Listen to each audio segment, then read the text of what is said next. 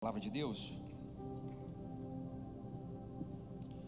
Pega a sua Bíblia e abra comigo em Apocalipse capítulo 2. Juninho, está perfeito assim, filho. Apocalipse capítulo 2, versículo 1. Apocalipse capítulo 2, versículo 1.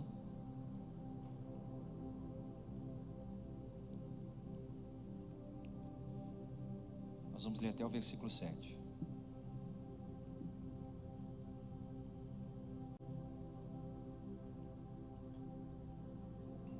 Achou, diga amém.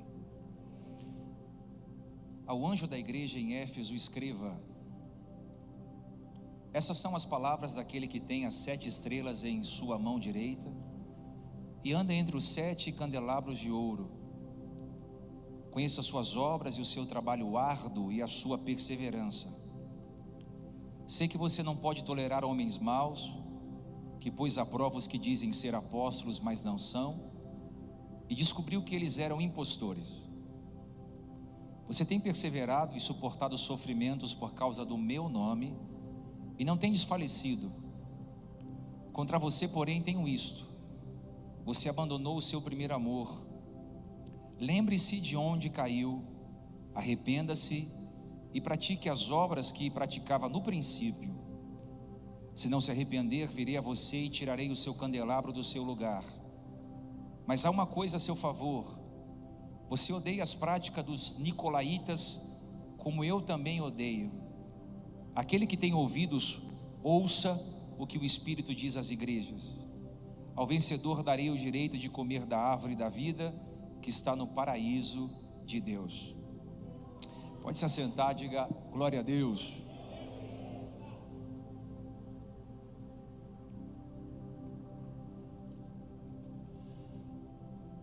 Filho, só o pontinho de luz, deixa só um pontinho de luz aqui no meio, aqui, isso. Senão eu quero ver quem está acordado. Isso. Aí. Quando o apóstolo João teve a revelação do Apocalipse, ele estava exilado em uma ilha chamada de Pátimos. Por qual motivo? O exílio de João se deu pelo fato de João ter sido fiel à palavra de Deus, e pelo fato de ter sido testemunha de Jesus Cristo em um tempo onde o imperador Domiciano perseguia e matava os cristãos. A ilha de Pátimos era um lugar onde os prisioneiros políticos e religiosos eram levados para serem castigados até a morte. Lá em Pátimos eles eram obrigados a trabalhar 12, 16 horas por dia, quebrando blocos de pedra. Era um trabalho muito difícil, era um labor imenso. João estava naquela ilha, exilado. Ele já era um velho, um ancião na verdade, ele já tinha 95 anos. Talvez com cabelos brancos, rugas em todo o seu corpo. Ele era um homem já às vésperas da morte. Mas o texto diz que na ilha de Pátimos João teve uma visão. O que João viu na ilha de Pátimos? João viu um homem com uma túnica longa até os pés. Esse homem tinha um cinto de ouro no seu lombo, representando um sacerdote. Esse homem tinha cabelos brancos como a alva lã, que aponta para a sabedoria e para a glória de Deus. Seus pés eram como de latão reluzente, saído de uma fornalha de fogo, representando a onisciência de Deus. O som da sua voz era como o som de muitas águas, que representava a palavra. Na sua mão direita possuía 7 estrelas, representando os 7 mensageiros, que somatizam os 7 pastores. Da sua boca saía uma espada afiada de 2 gumes, que representa a arma de defesa em favor da igreja. E o seu rosto era como o sol do meio-dia, representando a imensurável glória de Deus. Quando João vê esse homem que tinha cabelos alvos como a branca lã, vestido de branco, com um cinturão de ouro no peito, pés reluzentes como saído de uma fornalha, a sua língua como uma espada de dois gumes. O texto diz no versículo 17: eu, João, quando eu vi, caí aos seus pés como morto. Ele colocou a mão sobre mim e disse: não temas, eu sou o primeiro e o último, aquele que vive. Estive morto, mas eis que eu estou vivo para todo sempre, e tenho as chaves da sepultura e da morte nas minhas mãos. Escreve, João, o que vistes, e as coisas que são e as coisas que hão de acontecer. Quem é o primeiro e o último? Jesus. Quem é o alfa e o ômega? Vamos lá, quem é o primeiro e o último? Quem é o alfa e o ômega? Jesus, de forma teofânica, apresenta-se a João e diz: escreve. Escreve uma carta, João, ao anjo da igreja em Éfeso. Escreve. Primeiro eu preciso situar o contexto histórico dessa mensagem para você entender qual era o cenário da carta que Jesus mandou escrever à igreja. A cidade de Éfeso era a mais poderosa de todas as cidades da Ásia Menor. Era poderosa porque havia duas coisas que eram monumentais. Primeiro, havia um anfiteatro que cabia 24 mil pessoas sentadas, e também havia um porto onde os navios ancoravam, turistas vinham. Era uma cidade portuária, como a cidade de Corinto. Milhões de pessoas passavam pelaquela cidade. Não é à toa que ela passou a ser conhecida não só como a cidade de Éfeso, mas como a cidade das feiras das vaidades, ou a cidade das luzes, devido à formosura da cidade, à beleza da cidade. Sem contar que todos que queriam viajar para a Ásia Menor eram obrigados a passar por dentro da cidade de Éfeso. Era uma entrada e uma saída obrigatória, só tinha aquela passagem. Todos os mártires que foram capturados nesse período, e você sabe daquela história que muitos mártires morreram em covas de leões e em coliseus, queimados com óleos ferventes. Há uma história que os mártires que foram levados para Roma para serem comidos por leões, o bispo Inácio de Antioquia, que foi um dos bispos que passou pela cidade de Éfeso, rebatizou essa cidade como a porta dos mártires, porque muita gente inocente morreu naquela cidade. Éfeso era o berço do paganismo. Havia um templo de uma deusa chamada Artemis, também conhecida como a famosa Diana, a deusa da fertilidade. Esse templo tinha 1000 prostitutas culturais, que se prostituíam com os turistas e os moradores da cidade, e ofereciam esses sacrifícios a Diana. Diana era conhecida como uma deusa de muitos seios. Se você entrar na internet agora e ver deusa Diana, você vai ver uma mulher com muitos seios, porque é o sinal da promiscuidade. Muitos se alimentavam dos seus prazeres. Sem contar que o templo de Diana se tornou um dos 7 monumentos, ou uma das 7 maravilhas do mundo, porque atraía peregrinos, turistas de todo o mundo, sustentando a economia daquela cidade. Sem contar que em Éfeso era também obrigado a ter o culto ao imperador. Não obstante de cultuar Diana ou a deusa Artemis, os moradores eram obrigados a cultuar o imperador.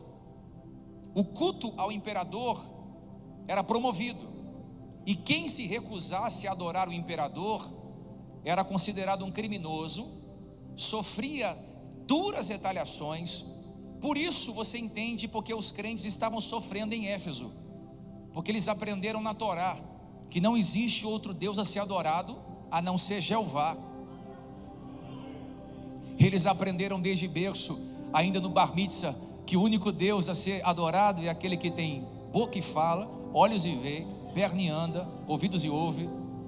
Por isso que nos mandamentos ou no decálogo diz que só a Deus, só a Ele devemos prestar culto, e somente a Ele adorarás. Por isso você entende quando Sadraque, Mesaque e Abednego é levado para a Babilônia, e o imperador levanta uma estátua colossal de 70 metros de altura, e obrigam eles a se prostrarem. Eles dizem: nós não podemos se prostrar, se prostramos só a Deus, então vocês vão ser lançados na cova dos leões, na fornalha de fogo. Eles dizem: nós vamos para a fornalha, mas prostrar a gente não se prostra, porque crente não se prostra para outra coisa a não ser Deus. Em Éfeso era uma cidade que havia muita magia, muita feitiçaria, muito ocultismo. Literalmente a cidade de Éfeso era uma cidade idólatra e pagana, muito paganismo. Agora observa, foi nesse cenário de idolatria, paganismo e imoralidade que o apóstolo Paulo, usado por Deus, promove um poderoso avivamento, abrindo uma igreja naquele lugar. Vou falar de novo. Ele foi abrir uma igreja no pior lugar que podia ter, no lugar da idolatria, da feitiçaria, do paganismo. E Paulo não só abre uma igreja, não era mais uma igreja, era uma igreja que abalava as estruturas do inferno. Porque em Atos 19, versículo 19, diz a Bíblia que grande foi o número dos que tinham praticado ocultismo, e eles se reuniam nas praças e queimavam os seus livros de magia negra publicamente, calculando o valor total entre 50 mil dracmas. Ou seja, eles ouviam Paulo pregando e diziam: nós não queremos mais a magia, nós vamos se converter a Jesus. Não queremos mais o ocultismo, vamos se converter a Jesus. Não queremos mais a idolatria, vamos se converter a Jesus. Aí eles pegavam os livros de magia negra, iam até a praça da cidade, queimavam os seus livros e declaravam que só o Senhor era Deus. Por isso Paulo começou a ser perseguido duramente, porque a igreja precisa incomodar a estrutura do inferno. A igreja precisa pregar o evangelho que liberta, o evangelho que confronta o pecador, o evangelho que tira você da comodidade, o evangelho que abala as estruturas da sua ociosidade. Aleluia. Deus está levantando uma igreja, e Ele disse hoje pela manhã que não vai se conformar com o que está vivendo. Deus vai levantar pessoas que vão ser como Charles Spurgeon, John Wesley, John Knox, que vão inflamar a cidade com o fogo do avivamento no peito. Eu vou profetizar, Sarando, levante as duas mãos para o céu. Deus vai levantar pessoas para inflamar a cidade de São Paulo, o Brasil e o mundo. E aqui sentado pode ser que esteja um que Deus vai levantar para abalar a estrutura do inferno. Quantos querem ser usados por Deus? Levante as duas mãos para o céu e diga: eis-me aqui, Senhor, envia-me a mim.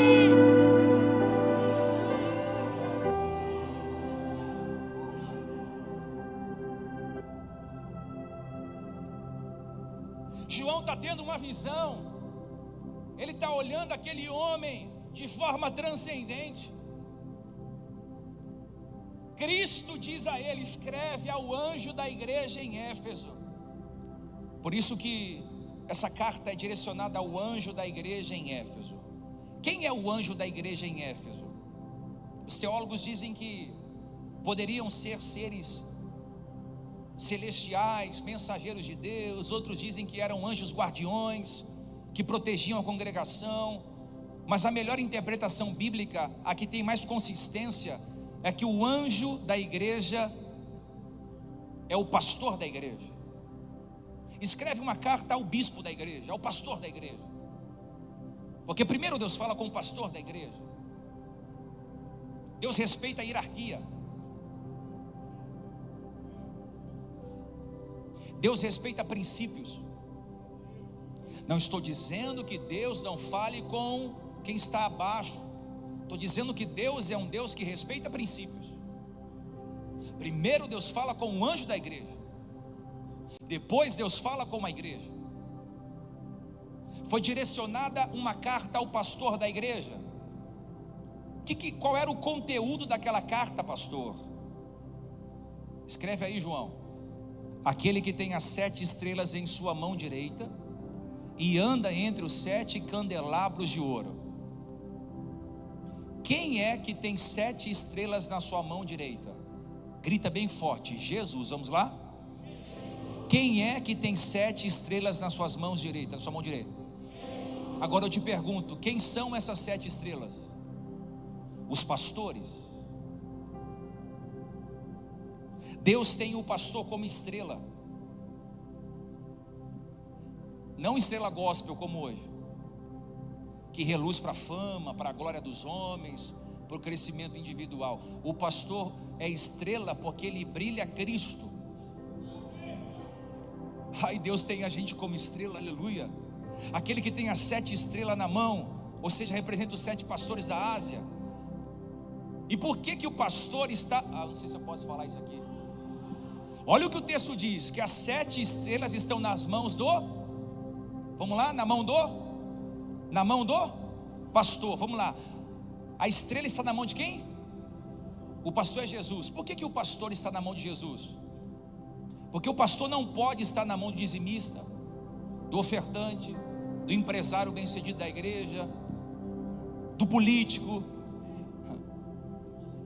Pastor não tem que ficar comendo na mão de quem dá mais, de quem tem mais influência, de quem tem mais relevância. O pastor tem que servir a todos. O pobre, o rico, o órfão, a viúva, o necessitado, o branco, o negro, não importa. Até porque quem sustenta o pastor, diz o texto, é aquele que tem o pastor na sua mão.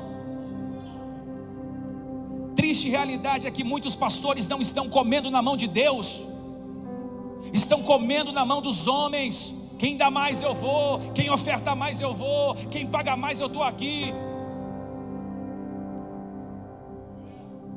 Não generalizo, mas em grande escala muitos não estão nas mãos de Deus. E o texto diz que esse aí que sustenta os pastores nas suas mãos, o texto diz, ele anda no meio dos 7 candelabros de ouro. Os candelabros de ouro representam as igrejas. Detalhe, ele tem liberdade aqui para andar no meio da igreja. Então provavelmente você possa não perceber, mas ele está andando aí na nave.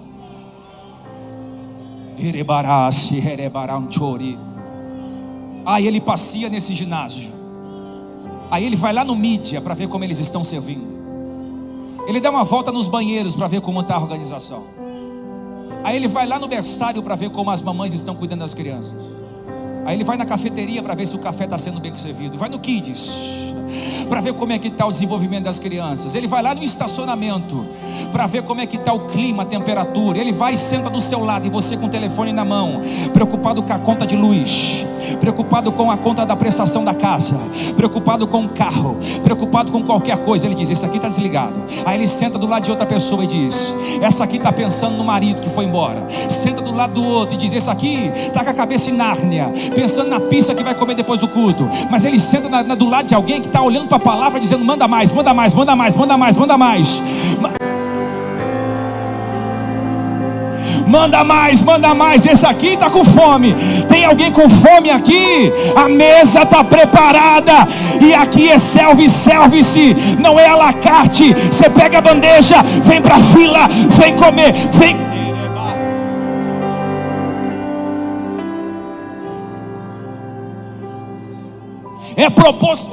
É proporcional à tua fome. Ele anda aqui.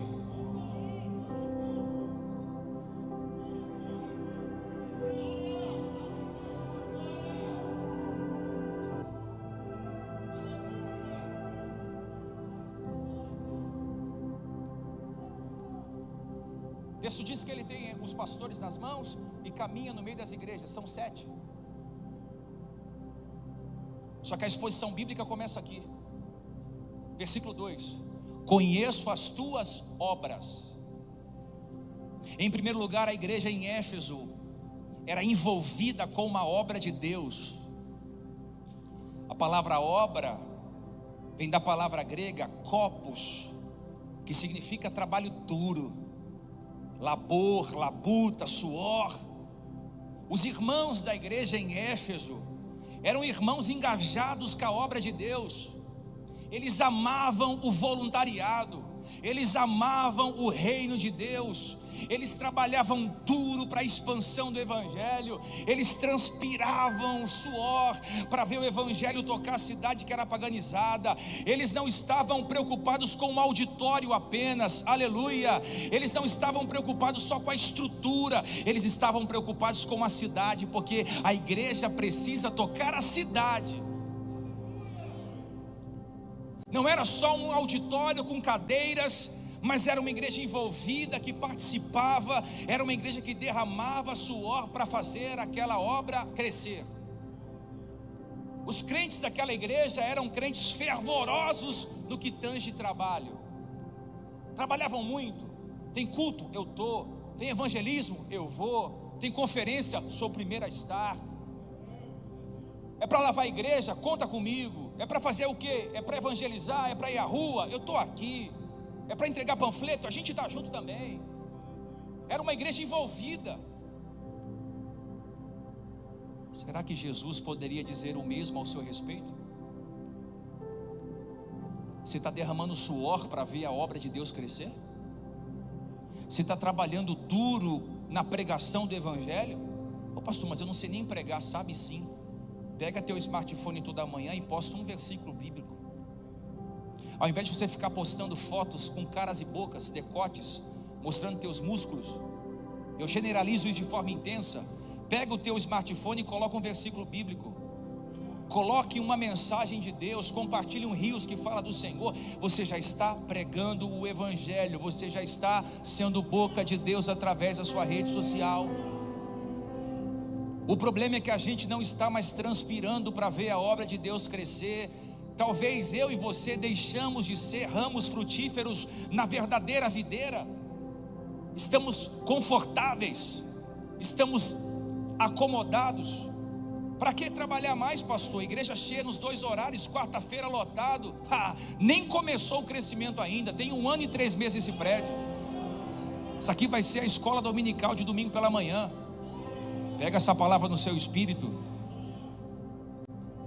Tem gente que não pensa 2 vezes quando o assunto é lazer. Churrasco, tô dentro, pastor. Praia, tô dentro. Festa, tô dentro, pastor. Shopping, não perco um, todo final de semana tô lá. Cinema, tô dentro. Teatro, tô dentro. Futebol, rapaz, eu não perco meu futebolzinho por nada. Mas quando o assunto é obra de Deus, tô cansado, tô com a dor nas costas, sabe? Trabalhei o dia inteirinho em pé, sabe? Tô com a dor na perna. É engraçado, né? É engraçado que quando o assunto é obra de Deus, quando o assunto é culto, quando o assunto é leitura de Bíblia, quando o assunto é oração, abre boca, estou cansado, não dá para eu ir, eu assisto online, vou quando dá. Na verdade, irmão, Deus está chamando você para um tempo novo. Está na hora de sair dessa cadeira. Está sentado aí já faz 1 ano, 2 anos, 3 anos, só engordando espiritualmente. Tem que começar a servir. Eu não estou dizendo que você não possa ter lazer. Eu sou o primeiro a aconselhar você a ter lazer. Quem é minha ovelha antiga sabe que eu sempre digo isso. Vá namorar, vá curtir, vá passear, vá viajar, suma.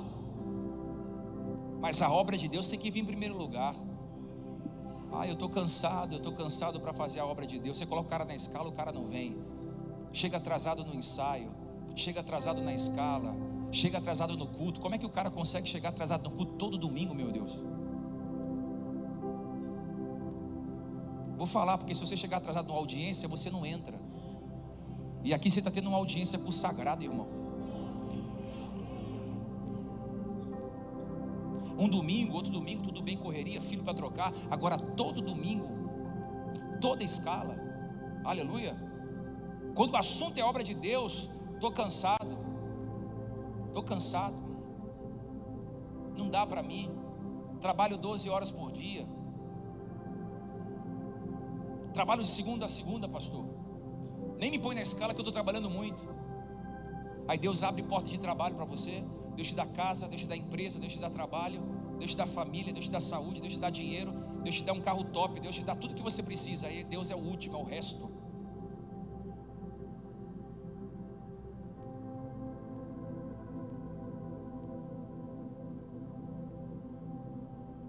Ou será que o que Deus te deu não está te matando? Essa igreja aqui, quando o assunto é trabalhar, eles eram os primeiros. Segundo, a igreja de Éfeso era envolvida no trabalho. Conheço as tuas obras e o teu trabalho. Deus disse: eu conheço o teu. Pode ser melhor, eu conheço o teu. Ou seja, tudo que você faz para mim eu estou vendo. O pastor não me vê, o bispo não me enxerga, sabe? O meu líder não consegue me ver. Fica tranquilo, se eu não conseguir te enxergar, porque além de ter miopia, eu não consigo enxergar muito de longe, eu não consigo ver, mas aquele que tem olhos como chama de fogo, e aquele que caminha no meio dos 7 candelabros da igreja, pode ter certeza que ele sabe quando você levanta a placa, abaixa a placa, quando você recebe o membro com a paz, quando você despede ele com a paz, quando você cuida de um filho de alguém lá no Kids. Ele sabe quando você manuseia os equipamentos da igreja, quando você trabalha em qualquer departamento. Ele vê e ele manda eu te dizer, no Espírito eu digo isso, ele manda eu te dizer, que quem vai recompensar você por todo o trabalho voluntário, é aquele que te voluntariou. Quem vai recompensar você é aquele que te chamou, é o dono da seara, é o dono do campo, é o dono da semente, é o dono das coroas, é aquele que retribui cada um conforme as suas obras, como diz o apóstolo Paulo. Por isso que você não pode edificar o seu ministério usando palha, não pode edificar o seu ministério usando madeira, não pode edificar o seu ministério usando feno, já que é para fazer alguma coisa para a obra de Deus. Paulo diz, é para usar prata, é para usar ouro, é para usar pedra preciosa, porque a madeira, o feno e a palha não suportam o fogo, mas a prata, o ouro e a pedra preciosa, quando vem o fogo, não acontece nada. Por quê? Porque foi provado, foi experimentado. Ei, essa estrutura que você está formando só para os homens te aplaudir, não suporta fogo, meu filho. Oh meu Deus, essa estrutura de ministério que você acha que vai romper, não vai romper usando madeira. Tem que usar prata, tem que usar ouro, tem que usar prata preciosa. Prata representa a santificação, redenção de vidas. Ouro representa a palavra preciosa, e a pedra representa as revelações do céu. Troca essa estrutura velha do teu ministério, joga fora a madeira, o feno, a palha, e começa a edificar sobre o fundamento usando. Deus vai provar as nossas obras.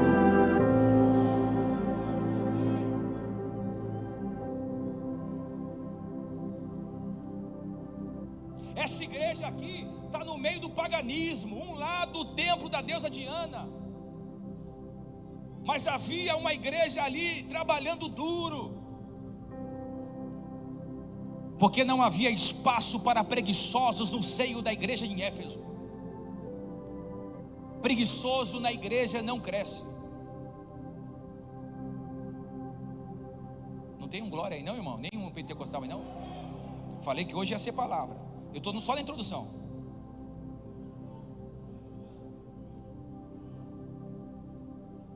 Não tem espaço para ociosos.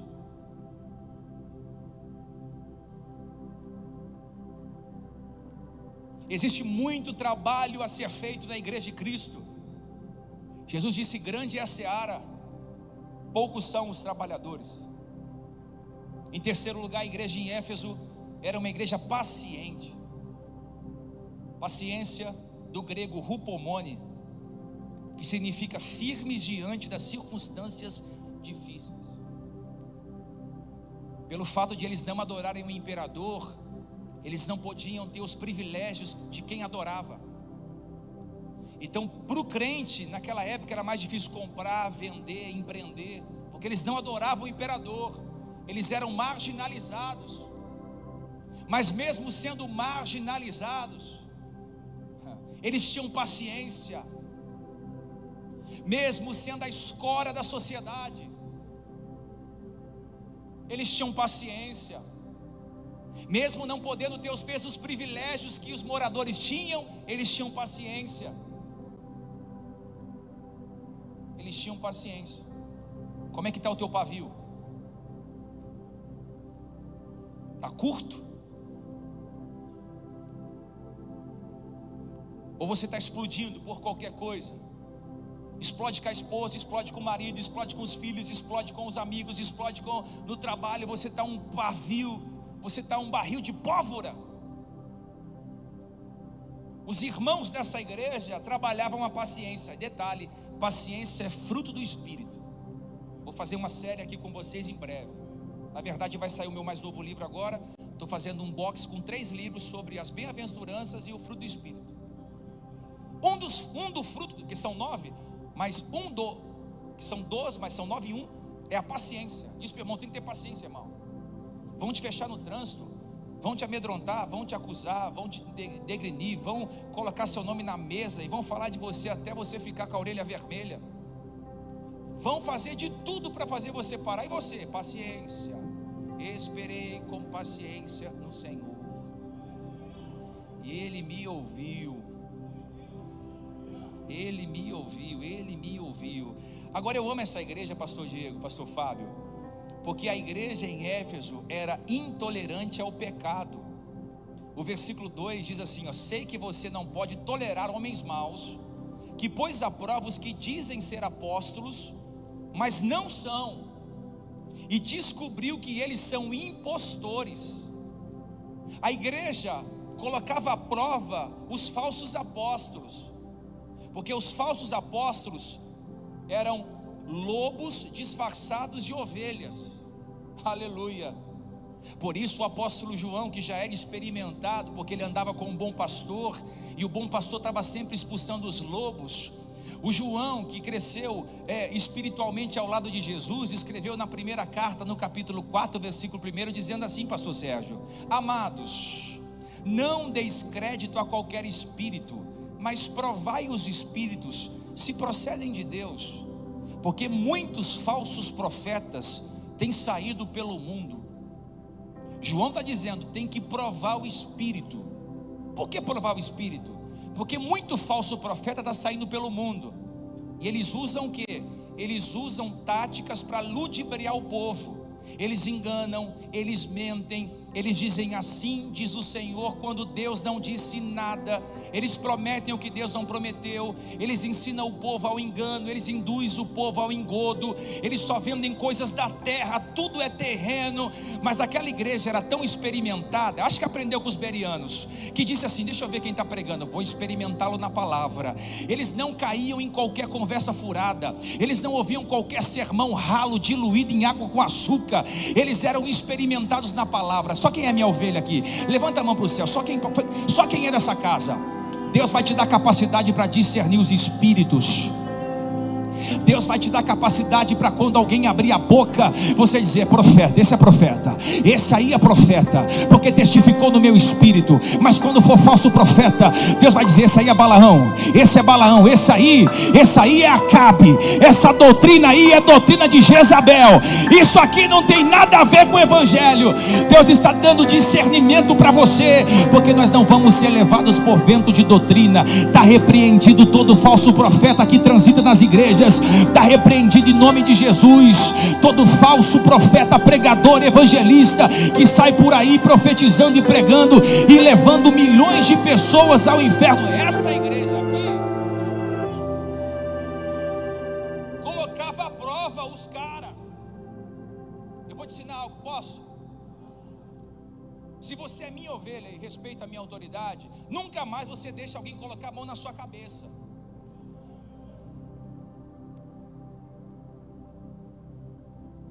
Eu tenho uma palavra para te dar. Tem que olhar, experimentar o Espírito. Espera aí, irmão, o que você quer falar comigo? Lembra da revelação, pastor Diego? A gente estava no monte, aí uma irmã veio, eu acredito em, eu sou de monte, praticamente semana sim, semana não, estou no monte. Eu oro, tem uma palavra para te entregar. Eu falei, pode falar, irmã. Deus mandou te perguntar com que você trabalha. Eu falei, pergunta para ele. Bati no ombro da irmã, falei, vamos subir, vamos orar. Ou seja, não tinha o que entregar, mas era, não pode dizer que é falso profeta, não tem essa autoridade.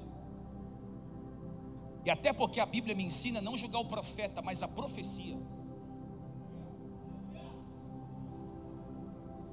Aleluia. Uma vez eu estava na empresa, veio um cara que ia orar por mim, ele colocou a mão na minha cabeça, eu coloquei a mão dele no meu ombro. Não posso orar por você? Eu falei, posso. Quem é você? Ele falou. Eu falei, eu sou o bispo Diego. Ah, pode orar por mim? Eu aceito oração sim. na sua cabeça repousa as bênçãos de Deus. Você pode pegar um cara maluco, cheio de demônio, meter a mão na tua cabeça e a tua vida virar de ponta cabeça, virar dos avessos.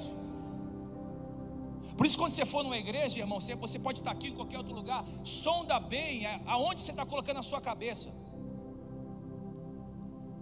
Porque vai que alguém coloca a mão na sua cabeça e está aqui, ó, Deus amaldiçoa, Satanás amaldiçoa, destrói essa sala. Vocês estão comigo? Essa igreja em Éfeso aqui era tudo pitbull, os membros. Opa.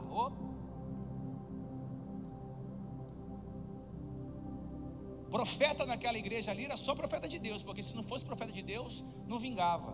Só que acrescenta mais, essa igreja odiava a prática dos nicolaítas. Diga bem forte, nicolaítas. Quem eram os nicolaítas? Os nicolaítas eram aqueles que conquistavam o povo por meio das suas fraquezas. Nicolau era um falso crente que apostatou da fé, pastor Sérgio. E ele se desvia, e ele não, geralmente quem se desvia quer levar outros para o caminho. Nicolau, ele saía pregando na contramão do que os apóstolos pregavam. O que eles pregavam? Os nicolaítas pregavam um evangelho diluído. Eles diziam o seguinte: evangelho é liberdade, não tem problema nenhum pecar, tem graça para vocês. Olha, quem está namorando aí pode ter relação sexual normal. Os nicolaítas iam dizendo: olha, vocês podem fazer o que vocês quiserem, o corpo de vocês é a regra de vocês. Aí na igreja de Éfeso havia homens que diziam: não, essa doutrina aí, essa doutrina é mentirosa. Pecado é pecado, meu amigo, pecado é pecado, fornicação é fornicação, adultério é adultério, não tem jeito, não tem como arrancar isso aqui da Bíblia, não tem como arrancar essa parada da Bíblia, continua sendo pecado, e 2 mais 2 é 4, e 4 mais 4 é 8, não tem jeito. Mas os nicolaítas diziam: não, Deus perdoa tudo, pode matar, Deus perdoa, pode cheirar, Deus perdoa, pode encher o rabo de cachaça sexta, sábado, domingo, segunda, terça, Deus perdoa também, não tem problema, pode trocar sua mulher de 40 por uma de 20, Deus perdoa também. Aí os irmãos da igreja em Éfeso diziam: não, isso é doutrina mentirosa. O sangue de Jesus ama o pecador, mas não ama o pecado. O sangue de Jesus cobre o pecado quando há arrependimento. Essa igreja resistia a ele. Aonde estão os homens de Deus que vão resistir o pecado até a morte? Nesse requisito aqui, a gente tem que aprender como essa igreja, porque existe muita heresia em nosso meio. As pessoas não buscam a verdade, elas buscam a experiência. Elas não querem pensar, elas querem sentir. Elas não querem doutrina, elas querem revelações. Elas não querem o evangelho de cruz, elas querem o evangelho diluído, adulterado, o evangelho que é esvaziado de arrependimento. E eu não sou contra a mensagem de encorajamento, porque eu prego toda semana uma. Mas eu sou a favor de pregar o encorajamento, o arrependimento, a cruz, o sepultamento do eu, mortificação do ego. Eu sou a favor de pregar o evangelho completo, porque o evangelho é completo, sim ou não? Sim ou não? Quarto lugar, a igreja era perseverante. Ser crente na igreja de Éfeso não era ser popular. Como eu disse, o imperador castigava quem não adorava, então não era popular ser crente lá na igreja de Éfeso. Os crentes estavam debaixo de fogo. Não dava para ser crente modinha em Éfeso. Não dava para ser crente Nutella em Éfeso.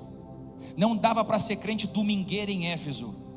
Ou o cara era crente de verdade, ou o cara não suportava e se prostrava a Diana, se prostrava ao imperador. Eu quero ver quando chegar a apostasia.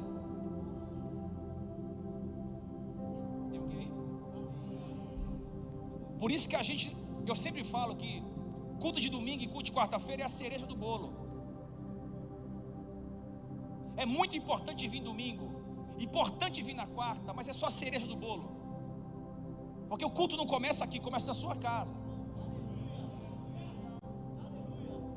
É lá na sua casa que o culto começa. É lá na sua casa, aleluia. Aleluia. É lá quando você está lavando louça, dizendo: amanhã tem culto. Está lavando o prato, dizendo: amanhã tem culto. Oh, Deus, já vai na minha frente amanhã, Pai. Usa o pregador para falar comigo. Deus, eu preciso de uma resposta, de uma direção. Aí você vai dormir, meia-noite, você fala: vou entrar na oração da madrugada. O bispo vai estar orando. E hoje tem oração da madrugada. Eu quero a igreja inteira meia-noite. Vai ser o maior pico de audiência, vai ser hoje. Eu quero a igreja inteira. Mais de 3.000 telefones conectados. Conecta com o teu filho, com a tua mãe. Conecta na televisão, na sala de estar. Conecta no quarto da filha. Conecta todas as televisões da sua casa.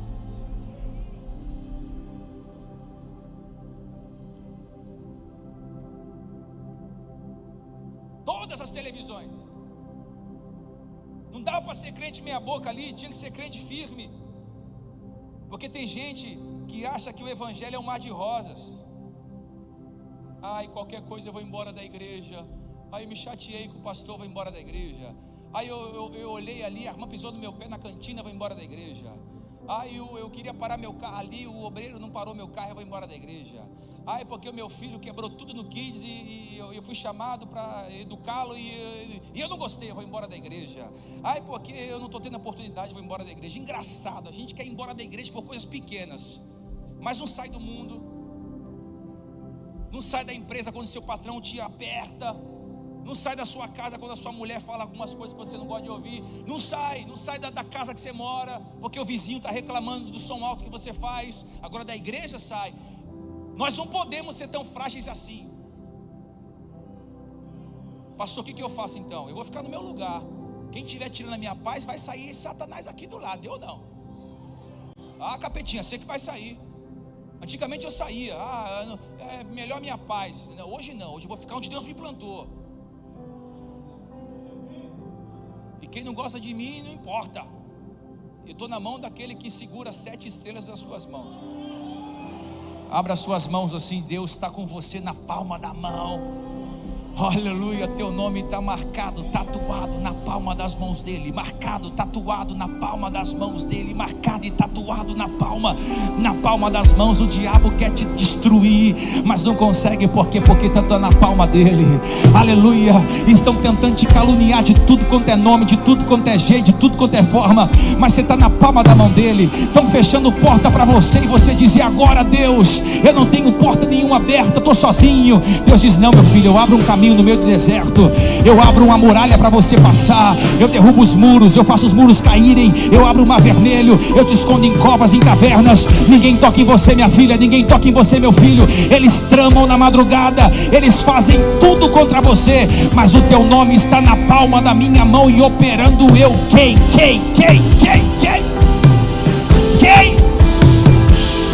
1 minuto de adoração, aquele que está segurando a tua vida na palma das mãos. 1 minuto de adoração, 1 minuto de adoração.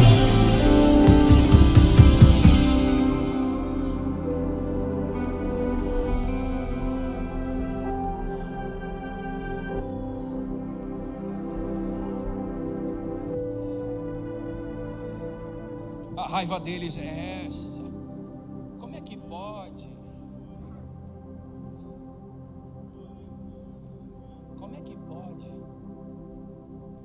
Essa igreja era perseverante, paciente, expulsava os falsos profetas, expulsava os nicolaítas, trabalhava duro. Só que Jesus vai dizer assim a João: João, eu tenho algo contra essa igreja. Pergunta: o que? Abandonou o primeiro amor. Tenho contra ti que abandonaste o teu primeiro amor. Como quem diz: a lua de mel acabou. A igreja de Éfeso era uma igreja que, embora fosse fiel ao seu marido, não o amava mais. O calor do primeiro amor foi embora. O amor foi se esfriando. Eles trabalhavam duro, eram pacientes, eram perseverantes, expulsavam os falsos apóstolos, mas já não havia mais o verdadeiro e puro amor. Às vezes nós somos assim também. Fazemos tudo aquilo que nos é pedido, mas nos falta amor, nos falta prazer, nos falta alegria.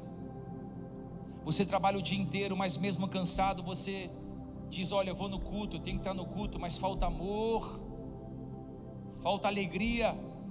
Lembra da sua conversão? Você acordava na madrugada para orar, você fazia jejuns e mais jejuns, porque você queria agradar o coração de Deus. Você dizia: cara, eu não posso mentir, porque Deus está vendo. Olha, eu não posso cobiçar, porque Deus está vendo. Eu não posso trair, porque Deus está vendo. E você, no ápice da sua conversão genuína, você não queria entristecer o Espírito Santo em nada. Eu digo aqueles que se converteram de verdade, não aqueles que sentiram um arrepio só nas costas. Aqueles que se converteram de verdade. Lembra lá atrás, quando você policiava seus olhos, sua boca, seus ouvidos, os lugares que você ia. O problema não é que a igreja mudou, foi você que esfriou. Lembra quando você tocava, cantava, servia? Você era o primeiro a chegar na igreja.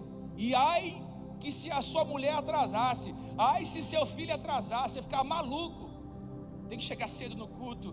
Eu quero pegar o melhor lugar da igreja, eu quero sentar próximo, eu quero ouvir a palavra, eu quero ouvir os louvores. Eu não quero saber se um cantor famoso vai cantar, se um pregador renomado vai pregar. Eu não quero saber quem vai falar, eu quero saber que eu quero amar Deus. Esse era o sentimento. O sentimento era esse. Quem vai pregar eu não sei, se é a irmãzinha, se é a Maria, se é o João, se é o bispo. Eu quero ouvir a palavra de Deus. Hoje não, hoje você vem para a igreja, senta na cadeira, cruza o braço, olha assim, deixa eu ver que vai sair daí. Se a mensagem for boa, eu dou glória a Deus. Se não for, fecha a cara e vou embora. Deixa eu ver quem que vai ser tocado aqui, cantado. Se o ministro estiver cheio de unção, eu derramo uma lágrima. Se não tiver, eu fico com a boca fechada. Está repreendido, Satanás. Nós não estamos aqui para adorar homens, nós estamos aqui para adorar aquele que morreu na cruz do Calvário, aquele que o seu cabelo é branco como a alva lã, aquele que os seus olhos são como chama de fogo reluzente, saído de uma fornalha, aquele que no seu lombo tem um cinturão de ouro, aquele que na sua coxa está escrito Rei dos Reis, Senhor dos Senhores, aquele que virá montado em um cavalo, com um cetro de ferro nas mãos, aquele que regerá as nações com vara de ferro. Nós adoramos aquele que veio como ovelha, mas vai voltar como leão. Nós adoramos a Deus, é a Ele que nós adoramos. Chacoalha 2 ou 3 pessoas aí, diga assim, ó: aqui a gente adora a Deus. Por favor, lá no fundo, vai, chacoalha. Aqui a gente adora a Deus. Não é ministro, não é cantor, não é pregador, é Deus.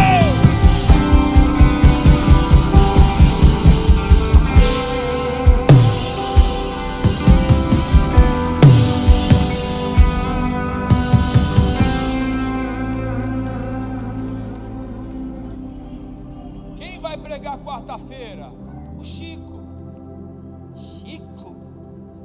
Que Chico? Chicote no teu lombo, irmão.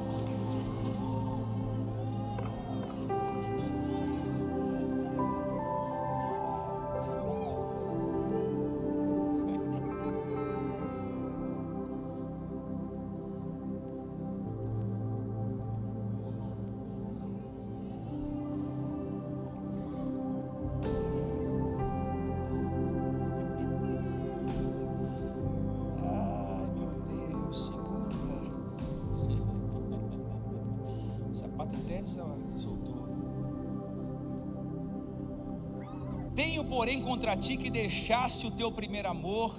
Lembra-te de onde caíste, arrependa-te e pratique as primeiras obras. Aquela igreja era top, mas não tinha mais paixão. E a gente corre o risco de ser a maior igreja no sentido movimentação, no sentido voluntariado, no sentido envolvimento, comunhão, serviço, mas deixar de amar a Deus. Toda história de amor tem um lugar aonde começou. O primeiro encontro, o primeiro gesto, o primeiro fogo.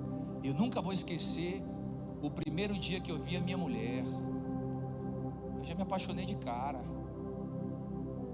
Tem algum homem aqui ou não? Falei, eu vou casar com essa mulher. Foi um encontro, foi lá na universidade, foi na sala de aula. Toda história de amor tem um lugar de conexão. O lugar onde o amor por Deus nasceu foi no quarto, no secreto, no altar pessoal, na intimidade. Jesus escreve à igreja de Éfeso dizendo: você ainda faz tudo certo, mas não me ama mais como antes, o amor esfriou. E o lugar onde tudo começou foi abandonado. O lugar onde o amor nasceu ainda está esperando por você, e o dono do quarto também. Diz para o seu irmão: volta para o quarto. Está muito fraco para muita gente. Diga: volta para o quarto. Quarto é o lugar do primeiro amor. Mateus 6, versículo 6. Mas quando tu orares, entra no teu quarto, fechando a porta, ora ao teu Pai que está em secreto. É no secreto do quarto que o amor nasce. É no secreto do quarto que as lágrimas escorrem. É no secreto do quarto que o coração de pedra cai e o coração de carne volta a bombear no teu peito. É no quarto do secreto que Deus dá a revelação profunda do teu destino profético. É no quarto do secreto que você chora sem que ninguém vê. Foi ali que você estava lendo a Bíblia e Deus falava com você. É no secreto que o fogo é alimentado. Eu vou repetir de novo. É no secreto que o fogo é alimentado. Vou repetir. É no secreto que o fogo é alimentado. Quando você vê um pastor queimando aqui no púlpito, não ache que isso aqui é normal, porque antes ele queimou lá no secreto. O que sustenta o púlpito é o seu quarto. O que sustenta o teu ministério é o secreto. O quarto é o altar particular, aonde o Espírito acende o coração. Sem esse lugar tudo vira atuação pública, sem raiz espiritual. E eu venho perguntar para você com muito amor e respeito: como é que está o seu quarto? Como é que está o seu quarto? Como é que está o teu quarto? É somente quarto de dormitório ou também é quarto onde o fogo pega fogo, o altar está aceso? Altar não. Quarto não é só lugar para você dormir. Quarto também é lugar de você acender o fogo. Vou falar de novo. Quarto é lugar de você acender o fogo. Fala ou não fala? A unção pública nasce da intimidade no privado. Ai, pastor, eu quero ter tanta unção. Pastor, quer ter unção? Só entrar no quarto, desliga o smartphone, dá ração para o cachorro, deixa ele do lado de fora, diz: maridão, tô aqui 2 Dramin, dorme abençoado, eu vou tirar 1 hora de oração abençoado. Quero orar com você, então nós vamos orar juntos, vamos ajoelhar aqui, nós vamos clamar 1 mês sem parar, toda madrugada, meia-noite, a gente vai orar. Quarto é lugar de intimidade, irmão. A gente abandona o primeiro amor, não é no motel, não é na boca de fumo, não é na fornicação. O abandono do primeiro amor começa quando você negligencia o quarto da oração. Tem gente aqui que nunca entrou no quarto para orar. Como é que você quer que o Espírito Santo te avive? E outra, não dá para avivar quente frio. Já tentei, não dá.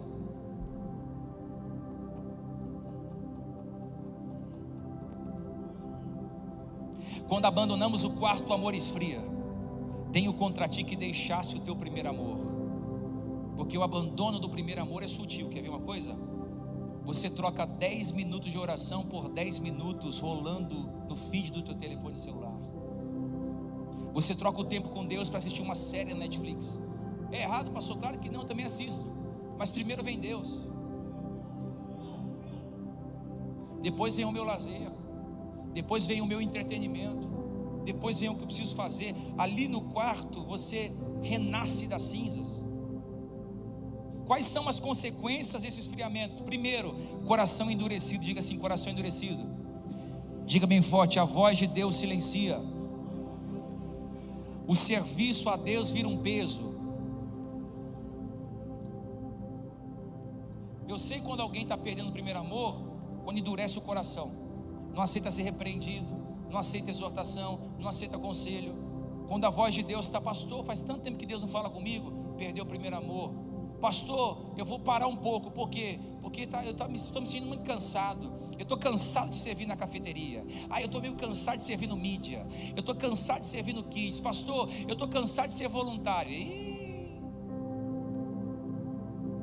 Virou um peso, foi? Faz o seguinte: você quer sair, saia hoje. Está pesado de servir a obra de Deus? Saia hoje. Aí você sai hoje, aí o diabo fala: glória a Deus, vou jogar 1 quilo de culpa, de problema, de perturbação. Ele vai ver o que é peso.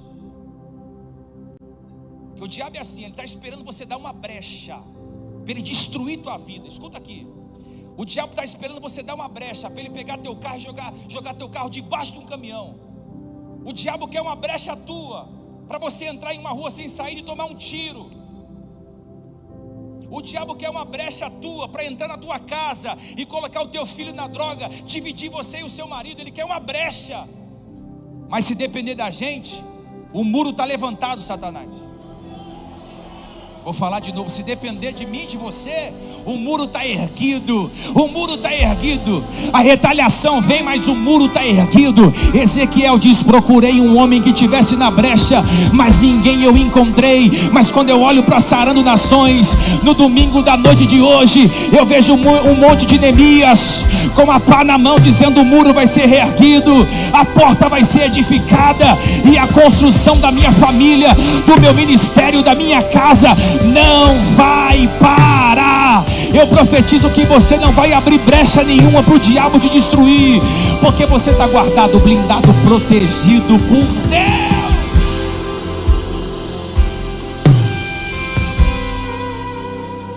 Ai de mim se der uma brecha. É tudo que o diabo quer. Ou você está achando que tudo isso aqui não tem um custo? Muitos querem estar no nosso lugar.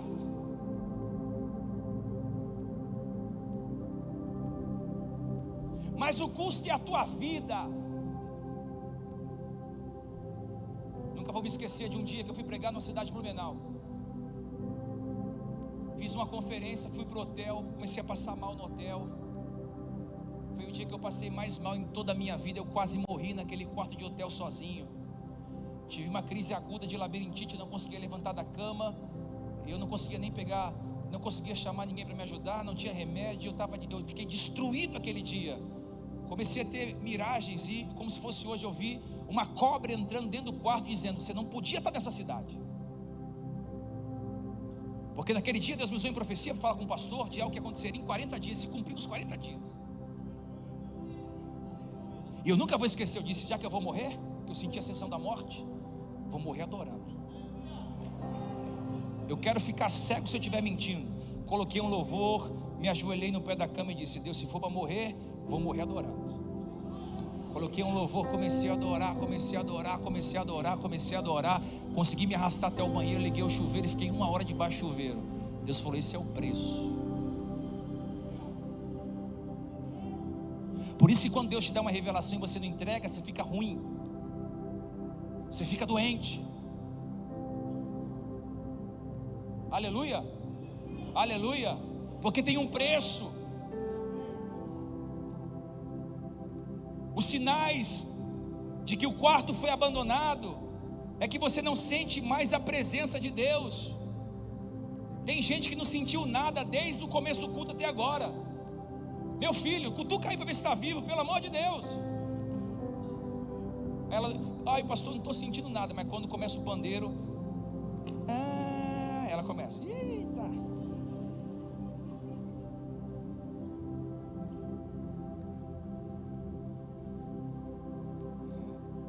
Sim ou não? Você tem que acordar de manhã e colocar um louvor. Porque tem gente que 6 horas da manhã coloca um negócio estranho lá. O diabo fala: acordamos. O diabo fala: acorda, já está tocando que a gente gosta, vai. É ou não é? Você tem que acordar de manhã, já coloca um louvorzão no seu ouvido e fala: Deus, eu quero ser cheio, Deus. Esse negócio de ser crente, um pé lá, um pé aqui, não está dando certo não. Eu quero ser cheio do Espírito Santo.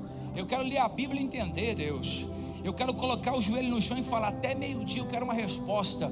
E quando for 11h59, você ter a resposta que você veio buscar e você falou com o Pai. Aleluia. É esse nível de intimidade que você vai ter.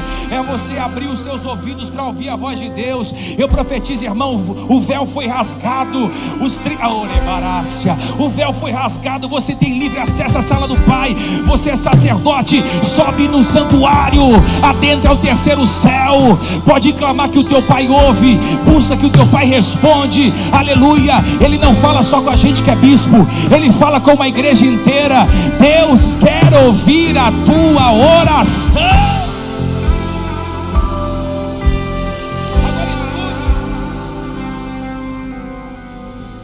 Você ainda frequenta o culto, mas o céu sente sua falta no quarto. Anota isso aí. Segura aí, irmão. Falei que o negócio ia ser palavra hoje. Você ainda entra no culto, mas o céu sente sua falta. Ô pastor, como é que eu volto para o quarto? Primeiro, lembra-te do quê? Das primeiras obras. Lembra que você amava a Deus. Lembra que você não faltava um culto. Podia cair um toró. Tem culto, hein? Tem culto. Você não faltava culto. Você ajudava o pobre. Você queria Deus. Você tinha culto, você vinha. Batismo. Batizava 2, 3 vezes no batismo. Porque tem gente que assim ama tanto a Deus que quer se batizar todo ano. Pastor, eu quero batizar de novo. Eu lembro quando eu me converti, todo culto eu ia na frente aceitar Jesus. Alguém foi assim também? Quem quer aceitar Jesus? Aí eu estava domingão lá, eu. Aí no outro domingo o pastor falava: quem quer aceitar Jesus? Eu ia de novo. Quem quer aceitar Jesus? Eu ia de novo. Quem quer mais de Deus? Eu ia todo culto. Todo culto. Por isso que eu chamo você todo culto à frente. Porque quem tem fome vem e come. Quem tem fome, irmão, é fominha. Eu não passava um culto sem ir na frente. Eu gostava de ir na frente. Eu adorava tocar no púlpito. Eu gostava. Eu vi os pregadores inflamados. Eu dizia: cara, eu quero pregar assim também. Aí eu colocava a mão no púlpito. Você atrai aquilo que você admira. A unção que você honra, nela você prospera. Nela você, se você prospera a unção que você honra. Eu honro essa unção, então você caminha naquela unção. Eu amo a palavra, você caminha na palavra. Eu amo os louvores, você caminha nos louvores. A unção que você honra, nela você prospera. Como é que eu volto ao primeiro amor? Se arrependendo. De que forma? Tem que encarar a frieza. Tem que dizer: Deus, eu estou frio, eu estou mundano. Oh Deus, eu estou carnal, estou com os pensamentos malucos, devaneio estranho. E eu não quero isso aqui não. Se você não quisesse Deus, nem aqui você estaria. Sim ou não? Se você veio para a igreja numa noite de hoje, é porque Deus quer falar com você, irmão. Não culpe o tempo, nem o trabalho, nem os outros. O problema não é a agenda, é a prioridade. E eu termino: como voltar ao primeiro amor? Reacenda o altar. Pega uma vassoura, tira cinzas antigas. Reabra a porta do seu quarto, que nem a mulher da dracma. Perdi a dracma. Aonde será que está a dracma? Ela acendeu a luz, varreu a casa, aleluia, e procurou de forma diligentemente até encontrar. Quando ela encontra a dracma, ela faz uma festa, chama as amigas e diz: vamos comemorar, porque aquilo que eu perdi eu achei. Eu profetizo que vai terminar em festa, aleluia, vai terminar em festa. Deus está colocando uma vassoura aí na tua mão. Abre aquele quarto empoeirado que hoje você só deita e dorme. Tira umas tranqueiras de lá, joga umas roupas fora, joga um sapato velho no lixo, tira a roupa e dá pra ação social, coloca no brechó, limpa aquele quarto, coloca um tapete no chão e diz: Deus, a partir da noite de hoje, o meu quarto não vai ser só dormitório, o meu quarto vai ser quarto de guerra. Aqui eu vou vencer o câncer, aqui eu vou vencer a pornografia, aqui eu vou vencer o adultério, aqui eu vou vencer a imoralidade, aqui eu vou vencer a pobreza, aqui eu vou vencer a avareza, aqui eu vou vencer o olho gordo, aqui eu vou vencer o espírito de Saul, aqui Jezabel vai cair, Aqui aqueles que não gostam de mim, vai ver Deus me levantando 30, 60, 90, 100 por um. Aqui Deus me coloca como cabeça, não como cauda. Aqui Deus me exalta. Aqui quem trama a minha queda, vai ver Deus me levantar mais alto. Nesse quarto de oração, eu vou ler a Bíblia e vou entender. Eu vou ver as manifestações visíveis da parte de Deus. E tem mais em Deus. Quando eu dobrar o joelho aqui, principados vão cair, e o Senhor vai colocar uma escolta de anjos ao meu lado. Se eu for para a esquerda, vai anjo comigo. Se eu for para a direita, vai anjo comigo. Se eu parar, os anjos param também, porque a Bíblia diz que a Ele dará ordem aos seus anjos para te guardar em todos os seus caminhos. Alguém olha para você e diz: vamos acabar com ela. Não pode, porque tem anjo em volta dela. Vamos tirar a vida dele. Não pode, porque tem anjo ao lado dele. Vamos matar ele. Não dá, porque tem anjo. Eu profetizo